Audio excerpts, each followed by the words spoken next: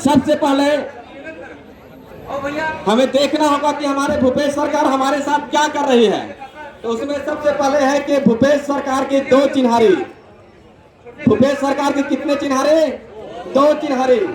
कर्मचारी के हक में डाका डाले। पहला, कर्मचारी के हक में डाका डाले।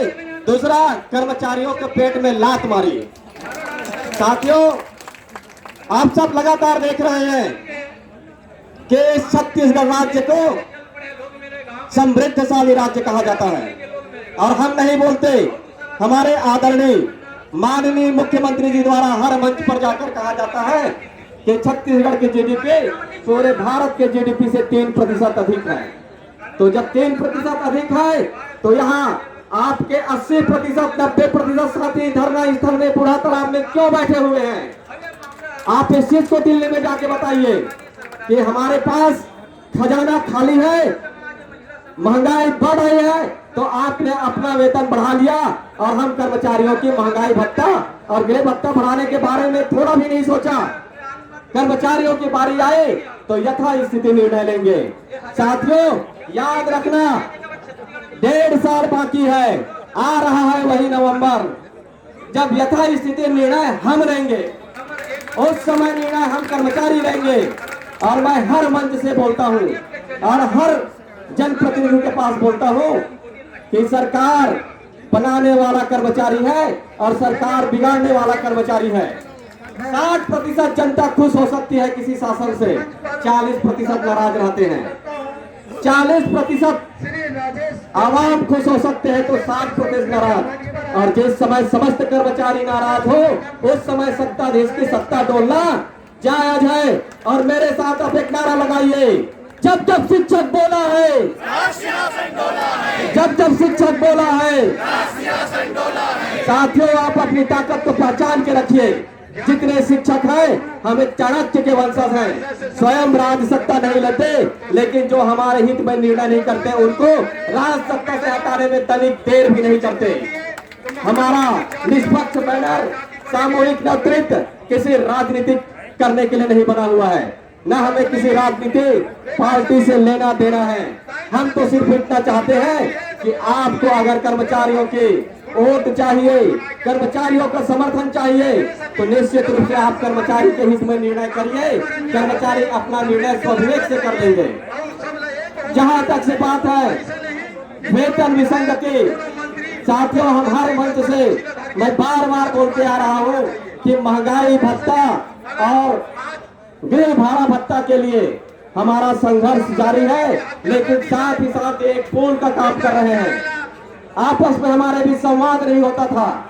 हम शिक्षक एवं संवर्ग अलग अलग मांग को लेकर, अलग अलग मुद्दे को लेकर सड़क में उतरते थे, लेकिन आज एक समय आ गया है, हम 3 एक साथ आए हैं और अन्य साथियों को हमारे साथ आना पड़ेगा। एक बूढ़ा तालाब के धरती से हम ऐलान कर रहे हैं कि जो साथी हमसे दूर है और इसे अनिश्चितकालीन सामूहिक नेतृत्व निष्पक्ष बैनर में आके शामिल होंगे, क्योंकि हमारा नियत सही है, हमारा मांग सही है।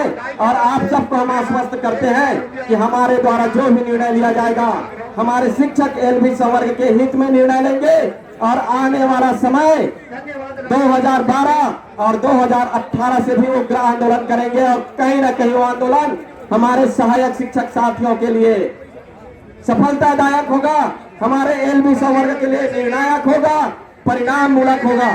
आज हम वर्गवाद में बटे हुए हैं, तो मैं ऐसे वर्गवाद में बांटने वाले साथियों से भी अपील करता हूं कि हम शिक्षकों को वर्गवाद में ना बांटो। आपकी मुसीबत, आपकी तकलीफ हमारी तकलीफ है। हम उसी तकलीफ को साथ लेकर एक मांग, एक बैनर लेकर हम आने वाले समय में अपने शिक्षक साथियों के हित में आंदोलन करेंगे।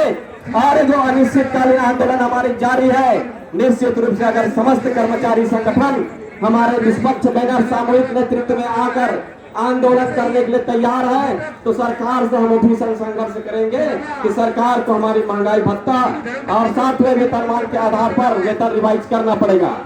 साथियों, आप सबके जज्बे, आप सबके संघर्ष को सलाम कि आपने 2012 में भी दिखाया और 2017 में जो सरकार आपको यहाँ रायपुर के जमीन पर बैठने भी नहीं दे रही थी, एक दिन हमको बैठने नहीं दे रहे थे। एक दिन हम ईदगाह भाटा में जाते थे, दूसरे दिन रावण मैदान में, तीसरे दिन बूढ़ा तालाब में। ऐसे गोरिल्ला युद्ध करके हमने संविलियन पाई है। तो राज्य सरकार है ना सोचे कि हम कहीं हथियार डाल देंगे औरों की तरह। हम तो संघर्ष करने वाले काम है।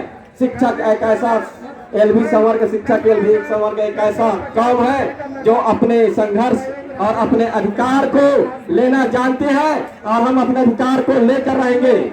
मैं आप सब साथियों को धन्यवाद करना चाहता हूं कि आप सब ने भीषण परिस्थिति में राज्य सरकार द्वारा जो आदेश जारी किया गया है कि हमारे वेतन की कटौती की जाएगी, उसको फटा बताते हुए बूढ़ा तालाब के मैदान में आए हुए हैं।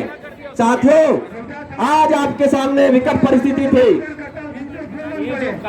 से निवेदन, और मैं इस मंच के माध्यम से आप सभी साथियों का धन्यवाद। आप सब शिक्षा हित में संघर्ष जारी रखेंगे इसी भावना के साथ। जितने हमारे महिला बहनें हैं, जितने हमारे बहनें हैं, वो सब आगे अग्रपंक्ति में रहेंगे। उसके बाद हमारे पुरुष भाई रैली निकालेंगे। धन्यवाद।